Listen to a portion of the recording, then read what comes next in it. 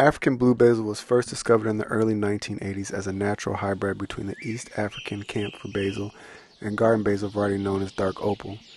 The nursery owner in Ohio noticed a new variety growing in between plantings of the camphor basil and dark opal basil in 1983, and soon after the owner began to propagate the cultivar through plant cuttings. Today, African blue basil is a specialty cultivar that is challenging to find, primarily sold through online retailers or exotic nurseries. The large shrub is also grown from cuttings donated from home gardens, as African blue basil cannot be grown from seed. African blue basil leaves widely range in size depending on the plant maturity and have an elliptical, slightly tapered shape ending in a soft point on the non-stem end.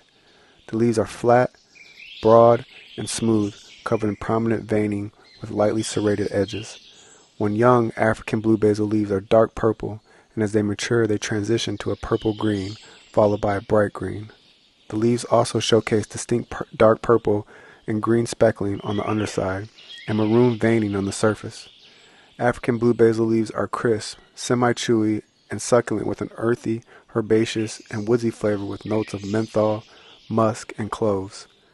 Beyond the leaves, the plants are bare fuzzy, purple-green stems and long stems with a series of small purple buds that eventually bloom into lavender flowers.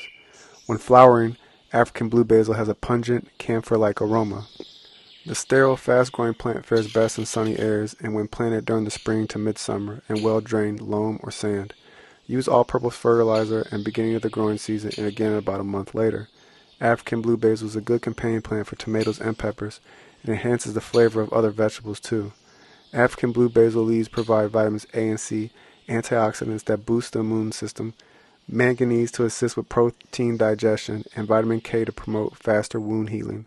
In addition to vitamins and minerals, African blue basil contains many essential oils and compounds, which contribute to antimicrobial and anti-inflammatory properties.